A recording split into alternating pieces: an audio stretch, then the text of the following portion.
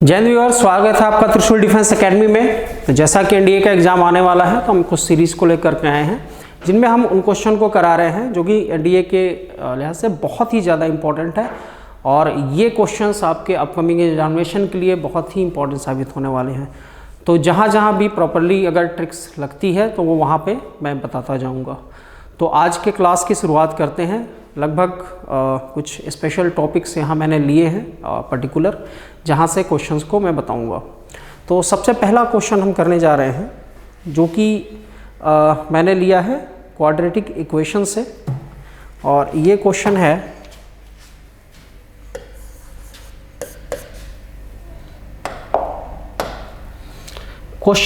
कि b minus C X square plus C minus A X plus A minus B is equal to 0 एक quadratic equation है। निम्न में से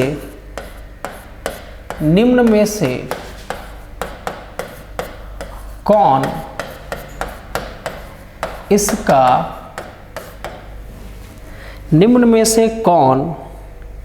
इसका एक मूल हो सकता है, एक मूल हो सकता है, ठीक है। Which one of maybe the root of this quadratic equation. तो कुछ वैल्यूज यहाँ पे दिए हुए हैं, इनमें से कौन इस क्वाड्रेटिक इक्वेशन का रूट हो सकता है। तो c minus a upon b minus c, फिर है a minus b upon b minus c, और फिर है b minus c upon a minus b, और फिर है c minus a upon a minus b, ठीक है। अब कौन सा इसका एक रूट हो सकता है। तो स्टूडेंट बहुत ही ये मैंने क्लास में भी काफ़ी बार बताया था कि यहाँ अगर आप कांस्टेंट को, ये जितने भी कांस्टेंट्स हैं, अगर हम उन कांस्टेंट्स को यहाँ पे राउंड अप कर रहे हैं, कांस्टेंट्स को हम ले रहे हैं और कांस्टेंट्स को राउंड अप कर रहे हैं, तो सारे कांस्टेंट्स को अगर हम ऐडअप करेंगे, सारे कांस्टेंट को अगर हम ऐडअप करेंगे तो ये सारे के सारे क्या हो जाएंगे, कट जाएंगे। सारे के सारे क्या होंगे, कट के हमें क्या दे देंगे, 0 दे देंगे। तो यानी कि अगर मैं यहाँ पे x बराबर 1 रखूँ, यहाँ पे मैं अगर x बराबर 1 रखूँ तो ये सारे के सारे कट करके क्या दे देंगे, मुझे 0 दे देंगे। यानी कि इस क्वाड्रेटिक इक्वेशन का एक रूट तो कंफर्म्ड है कि एक रूट इस क्वाड्रेटिक इक्वेशन का 1 है, ये तो तय है, क्योंकि 1 इस पूरे को सेटिस्फाई कर रहा है। जैसे ही हम 1 रख रहे हैं ये पूरा का पूरा सेक्शन कट जा रहा है। तो अगला फिर रूट क्या हो सकता है, अगला एक्सपेक्टेड रूट क्या हो सकता है। तो हमें बहुत सिंपल सा लॉजिक है स्टूडेंट। अगर अल्फा मैंने 1 मान लिया है तो फिर बीटा हमारा क्या होगा। तो हमें अच्छे से मालूम है अल्फा इंटू बीटा होता है c अपॉन ए, अल्फा इंटू बीटा होता है c अपॉन ए। और यहाँ आप ध्यान से देखोगे तो आपका c यहाँ पे मौजूद है और ये c है a माइनस बी, और a आपका कितना मौजूद है, a आपका यहाँ पे b माइनस सी मौजूद है। अब अल्फा के प्लेस पे आपने क्या रखा, 1, तो बीटा आपको अपने आप मिल जाएगा, क्योंकि 1 इंटू बीटा बीटा ही देगा। तो एक रूट तो इसका 1 है, तो दूसरा रूट क्या है, a minus b upon b minus c. और यहाँ हम देख रहे हैं स्टूडेंट कि ये जो ऑप्शन है a minus b upon b minus c, जो बी ऑप्शन है इस क्वेश्चन का राइट ऑप्शन है। चलिए आगे बढ़ते हैं अगले प्रश्न पे, क्वेश्चन नंबर 2 पे आगे बढ़ते हैं। तो क्वेश्चन नंबर 2 कह रहा है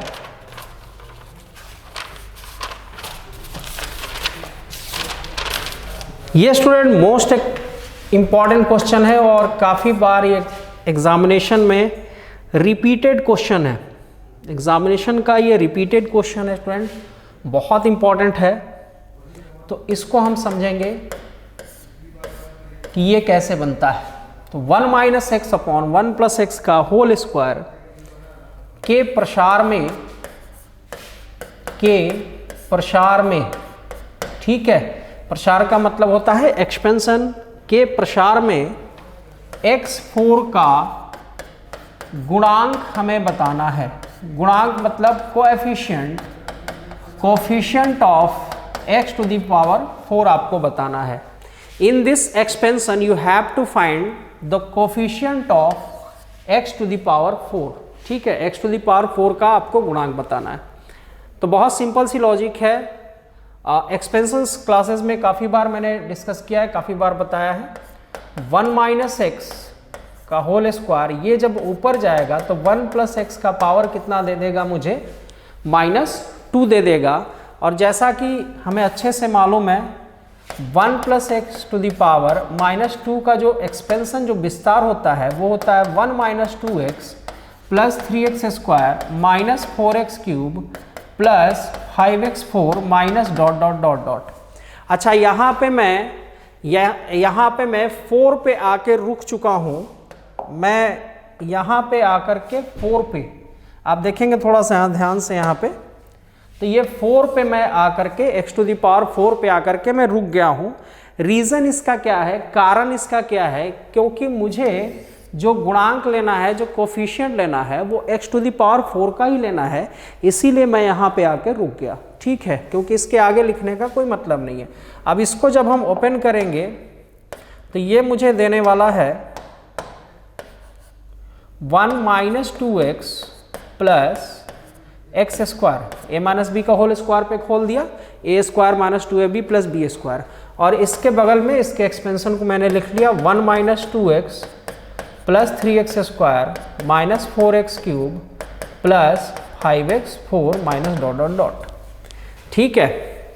तो अब हमें 4 का गुणांक चाहिए, तो सबसे पहला काम करेंगे कि ये जो x4 है इसको ले जाकर हम अगर 1 से इंटू करते हैं, इसको ले जाकर के अगर हम 1 से इंटू करते हैं तो मुझे यहाँ पे क्या मिलने वाला है, मुझे यहाँ पे मिलने वाला है 5x4।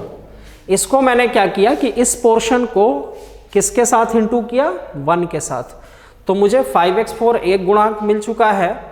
अब दूसरा 4 के लिए मैं क्या करूँगा, मैं इसको और इसको गुणा करूँगा ताकि 3 और 1, ये 4 आपका पावर में 4 आ जाएगा, तो प्लस 4 टू जा 8, x का पावर 4 आ गया। और अगले 4 के लिए मैं क्या करूँगा, मैं इसको और इसको गुणा करूँगा तो मुझे क्या मिलेगा, 3x टू द पावर 4। अब ओवरऑल जो x टू द पावर 4 है उसको हम निकाल देते हैं और यहाँ आएगा 5 प्लस 8 प्लस 3, ठीक है, 5 प्लस 8 प्लस 3। तो यहाँ पे 5 प्लस 8 प्लस 3 मुझे क्या देने वाला है, मुझे 16 देने वाला है स्टूडेंट।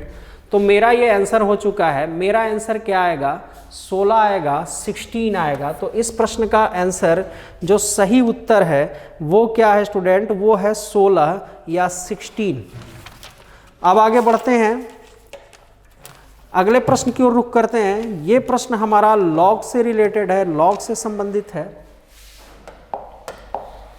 तो क्वेश्चन नंबर 3 आज का होगा, ये लॉग से संबंधित क्वेश्चन लिया है मैंने। Log 27 the base of n 9 and log 16 the base of 64, और यहाँ log 4 और ये √2 हमने लिया, ठीक है। अब इसको हल करने पर क्या वैल्यू आएगी, क्वेश्चन है कि सॉल्व इट। आप इसको हल करते हैं तो आपको निम्न वैल्यूज में से कौन सी वैल्यू मिलेगी। ऑप्शन है 1, 2, 4 और डी है 8। तो चलिए इसको सॉल्व करते हैं। लॉग के रूल से लॉग ये जो 27 है वो क्या लिख पाएंगे हम 3 का पावर 3।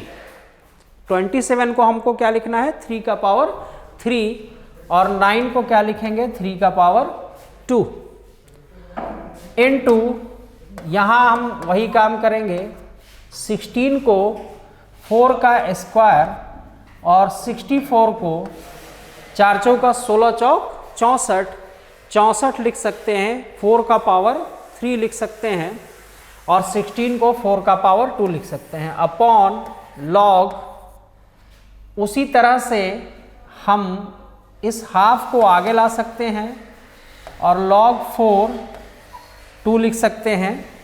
log 4 को भी हम क्या लिख सकते हैं, log 4 को हम क्या लिख सकते हैं, log 4 को हम 2 का स्क्वायर लिख सकते हैं। तो चलिए इसको लिखेंगे log 4 को हमने 2 का स्क्वायर लिख लिया। ठीक है, अब हमारे पास कुछ फार्मूले हैं, यहाँ पे मैं फार्मूला थोड़ा सा डिस्कस करूँगा क्योंकि उन फार्मूलों को ही मैंने लिया है। अब log अगर a p है और b पे पावर है q तो ये q upon p log a b a हो जाएगा। ठीक है, बस इसी फार्मूले को यहाँ अप्लाई करना है। इस फार्मूले को यहाँ मैं अप्लाई करने जा रहा हूँ। ये इस फार्मूले से क्या हो जाएगा 2/3 और log 3 और 3 बेस दोनों इक्वल हो जाएंगे। ये हो जाएगा मेरा 3/2 और log 4 के साथ ये 4 आ जाएगा अपॉन, और इस रूल से एक और रूल है, एक और नियम है log में, ये कहता है कि अगर log a to the power p और b है तो इसको हम 1/p log ab ऐसे लिख सकते हैं। ठीक है, तो वही काम हम यहाँ करेंगे। इसको अपॉन में जैसे ही लाऊंगा ये 2 के साथ इंटू होकर मुझे क्या दे देगा 4 और log 2 ठीक है, log 2 के साथ हमारा क्या आ गया है, यहाँ पे 2 आ गया है। अब देखिए ये तो 1 हो जाएगा, ये भी 1 हो जाएगा और ये भी 1 हो जाएगा log के रूल से। 2 से ये 2 कट जाएगा, 3 से ये 3 कट जाएगा और ये 4 जब पलट के ऊपर जाएगा, 4 जब ऊपर जाएगा तो ये हमारा आंसर आ चुका है। हमारा आंसर जो है वो C है, C4 is the right answer for this question. तो एक बहुत ही अच्छा सा प्रश्न था। आगे बढ़ते हैं अगले प्रश्न की तरफ।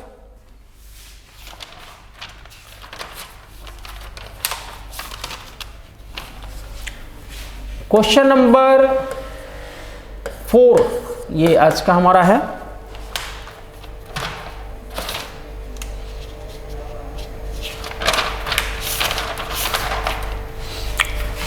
आई थिंक ये शायद तीसरा क्वेश्चन है।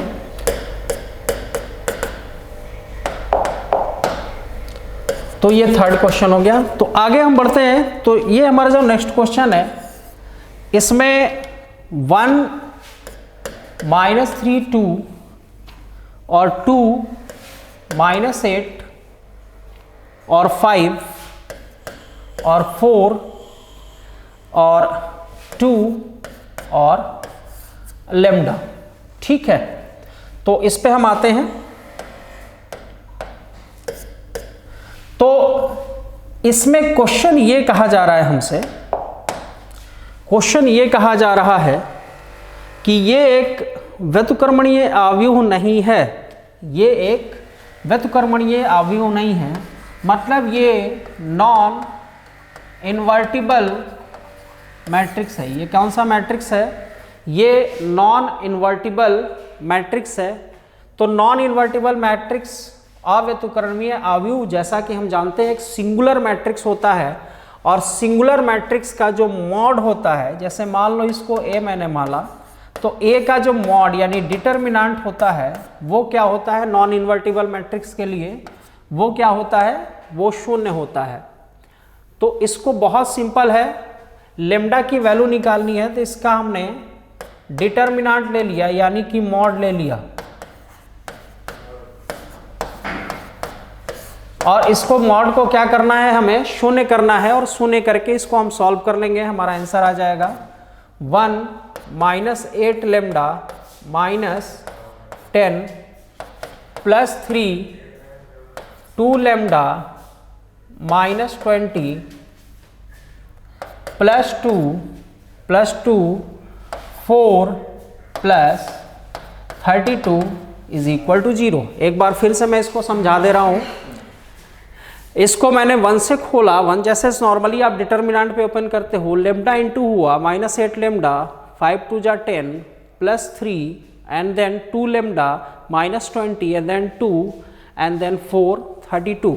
ठीक है, तो माइनस 8 लेमडा माइनस 10 प्लस 3 2 जा 6 lambda minus 60 plus 2 into 36 is equal to 0।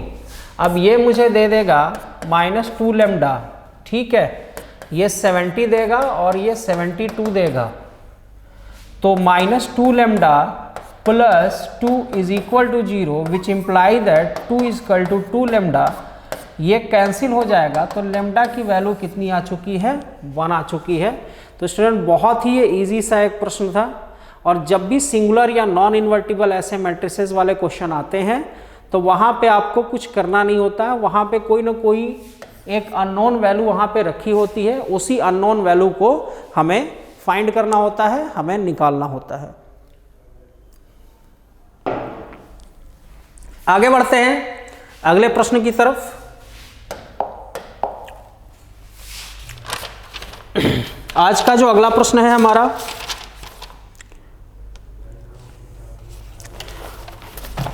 वो है a is equal to 3 2 1 4, a is equal to 3 2 1 4, then a into adjoint a into adjoint a is equal to what। ये भी स्टूडेंट एक ट्रिकी अप्रोच का question है।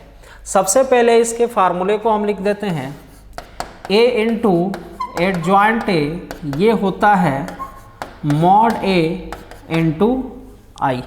a into adjoint a हमें क्या देगा, मॉड a इंटू आई। तो चलिए सबसे पहले हम इस प्रश्न में मॉड को निकालते हैं। तो हमारा जो मॉड होगा वो होगा 12 माइनस 2, यानी कि ये आएगा 10। ठीक है, अब यहाँ हमने 10 लिखा और ये हमने 1 0 और 0 1 लिखा, तो हमारा आंसर 10 0 और 0 10 ये हमारा इस प्रश्न के लिए राइट आंसर हो जाएगा स्टूडेंट। तो मेन पार्ट हमारा कौन सा था, ये वाला फार्मूला था। चलिए आगे बढ़ते हैं अगले प्रश्न पे।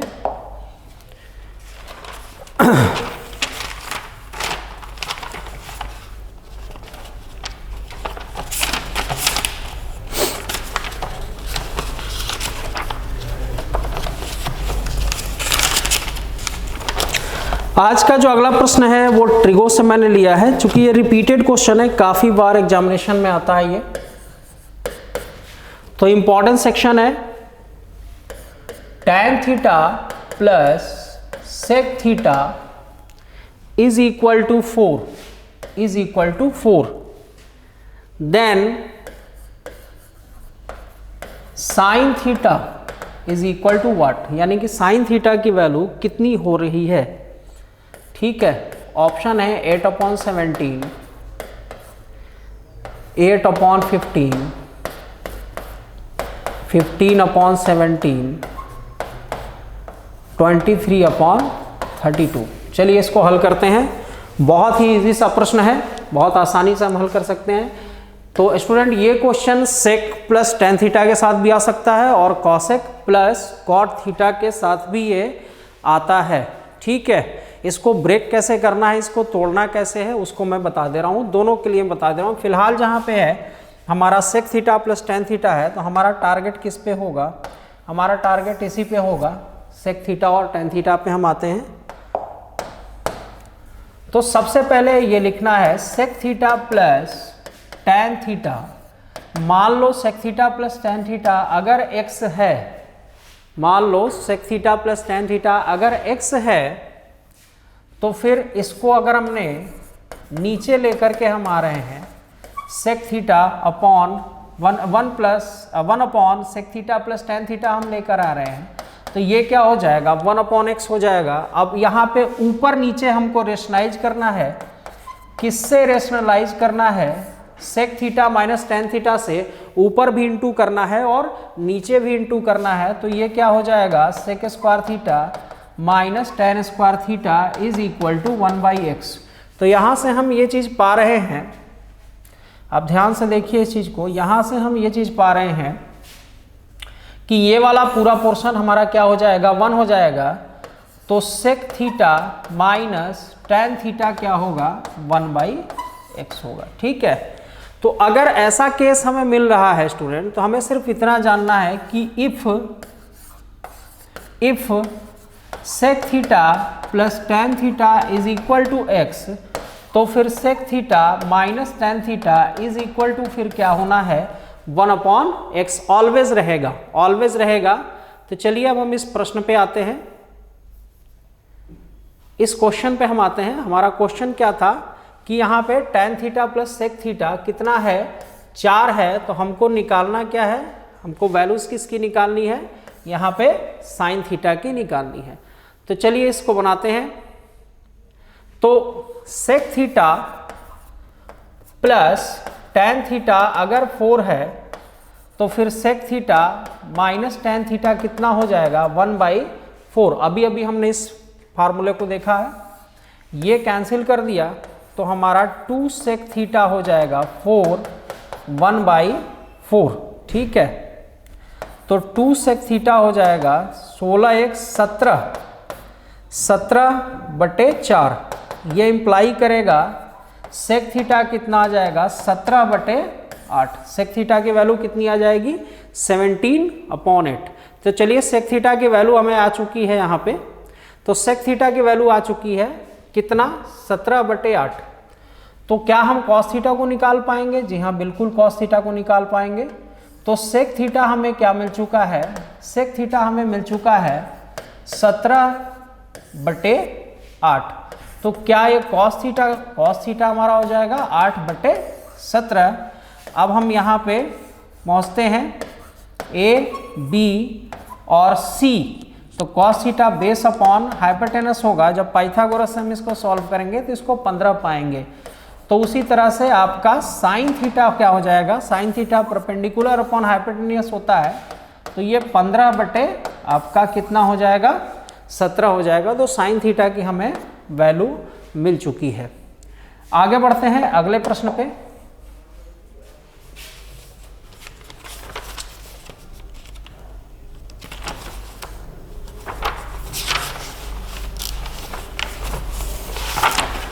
अगला प्रश्न जो मैंने लिया है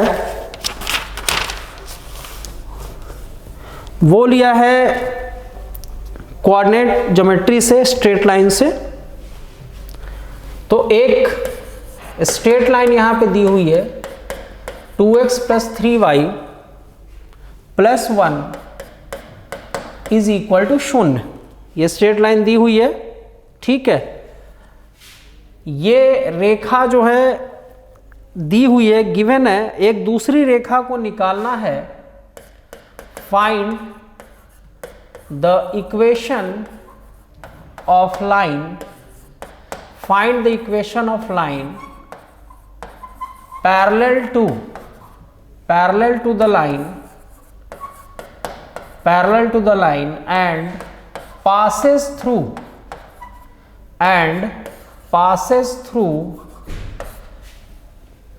-1, 2। कहाँ से पास आउट कर रहा है, -1 और 2 से पास आउट कर रहा है।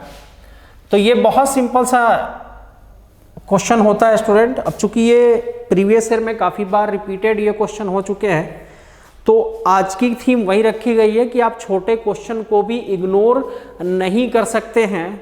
हम अक्सर क्या करते हैं कि बड़े बड़े क्वेश्चंस को काफ़ी ज़्यादा कर लेते हैं, बहुत टिपिकल क्वेश्चन को काफ़ी ज़्यादा कर लेते हैं, और जो छोटे से क्वेश्चन होते हैं उनको अक्सर हम इग्नोर कर देते हैं। तो आज की थीम में मैंने यही रखा है कि हम इन ऐसे छोटे क्वेश्चन को भी इग्नोर नहीं कर सकते हैं। ये भी क्वेश्चन रिपीटेड आए हुए हैं एनडीए में, अगर आप 15 साल के क्वेश्चन को देखेंगे तो वो चीज़ आपको दिखेगी। तो चलिए, तो इन पे भी काफ़ी ज़्यादा हमें प्रैक्टिस अभी से ही शुरू कर देना है, ठीक है। तो फिलहाल ये बहुत ही आसान सा है, सबको मालूम है कि ax plus B Y plus C is equal to 0 के पैरेलल अगर कोई लाइन खींची जा रही है तो उसका इक्वेशन होगा ax B Y plus lambda is equal to 0, is equal to क्या होगा 0, इसके पैरेलल अगर कोई लाइन खींची जा रही है। तो चलिए फिलहाल हमारे पास ये इक्वेशन है 2x plus 3y plus 1 is equal to 0, इसके पैरेलल अगर मैं कोई लाइन खींचूंगा तो 2x plus 3y plus lambda is equal to क्या होगा, यहाँ पे 0 हो जाएगा।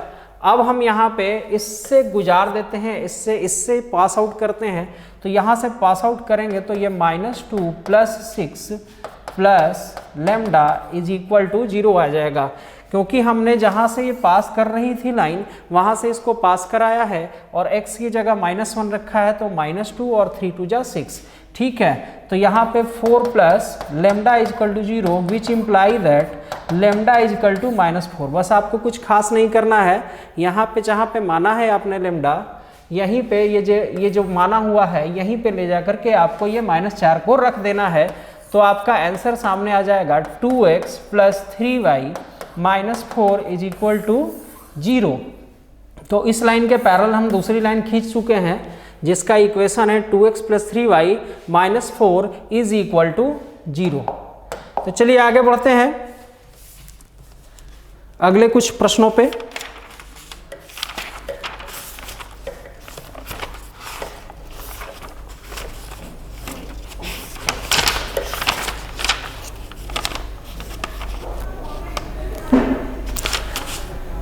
चलिए यहाँ एक छोटी सी ट्रिक आपको बतानी है, फिर उसके बाद हम आज की क्लास को एंड करेंगे। 25x² plus 16y² is equal to 400, is equal to 400। ये एक एलिप्स यानी कि दीर्घवृत्त का इक्वेशन है। This is the equation of an ellipse. ये एक एलिप्स का इक्वेशन है, सभी को मालूम है। यहाँ पे हमें एसेंट्रिसिटी फाइंड करनी है, उत्केंद्रता फाइंड करनी है, ठीक है। तो इसकी एक शॉर्ट ट्रिक मैं यहाँ बता देता हूँ, फिर इसके बाद हम क्लास को एंड करेंगे। यहाँ पे सिंपल हमको लेना है, कोई ऐसा मैं नहीं करने जा रहा हूँ कि यहाँ पे ऐसा नॉर्मली स्टूडेंट क्या करते हैं कि इसको नीचे उतारेंगे और इस 400 को भी नीचे लिखेंगे, फिर उसके स्टैंडर्ड फॉर्म में लाते हैं, फिर उसको हल करते हैं। तो यहाँ मैं वो नहीं बताने जा रहा हूँ, यहाँ मैं आपको शॉर्ट ट्रिक बताने जा रहा हूँ। बहुत सिंपल सी शॉर्ट ट्रिक है कि आपको 1 यहाँ लिखना है, ठीक है, और जो भी कोफिशिएंट आपको स्मॉल दिख रहा है x² और y² के साथ, आपको x² एंड y² के कोएफिशिएंट्स यानी कि गुणांकों पे ध्यान देना है, और इन x² और y² के गुणांकों में से जो सबसे छोटा होगा, ठीक है, यहाँ ऊपर रखना है स्मॉल कोएफिशिएंट, ठीक है, स्मॉल कोएफिशिएंट यहाँ पे लिखना है और यहाँ पे लार्ज कोएफिशिएंट लिखना है, ठीक है। ऊपर छोटा गुणांक लिखना है और नीचे क्या लिखना है, बड़ा गुणांक लिखना है। अच्छा, वो गुणांक कहाँ से लेना है, आपको x² और y² में से ही चुनना है, ठीक है। तो नॉर्मल फार्मूला जो होता है उस फार्मूले से थोड़ा सा अलग में हटाऊं, ये ट्रिकी अप्रोच का फार्मूला है। तो 1 माइनस नॉर्मल फार्मूला तो सभी जानते हैं, ठीक है। ये ट्रिकी अप्रोच के भी फार्मूले को जान लो। स्मॉल कोफिशिएंट यहाँ पे मुझे कौन सा दिख रहा है, ये मुझे 16 दिख रहा है, तो 16 मैं ऊपर लूँगा, और लार्ज कोफिशिएंट मुझे दिख रहा है, लार्ज गुणांक मुझे दिख रहा है, तो 25 मैंने यहाँ पे लिख लिया। तो ये 9/25 यानी कि 3/5 हमारी एसेंट्रिसिटी आ चुकी है। तो इस तरह से आप, अगर ये एक एलिप्स काफ़ी बड़ा भी एक इक्वेशन फॉर्म में आ रहा है, एक जनरल फॉर्म में भी अगर एलिप्स का इक्वेशन आ रहा है, तो भी आप इस फार्मूले को आसानी से लगा करके और इसेंसिटी को बहुत ही ईजिली निकाला जा सकता है। इसेंसिटी भी एनडीए में काफ़ी बार पूछा जाने वाला एक सवाल है। ये छोटे पार्ट का सवाल है, आसान सा सवाल होता है, इसको भी आप इग्नोर नहीं कर सकते हैं। तो चलिए आज की क्लास को हम एंड करेंगे और अपकमिंग इस तरह से काफ़ी वीडियोस हम लेते आएंगे। तब तक के लिए जय हिंद।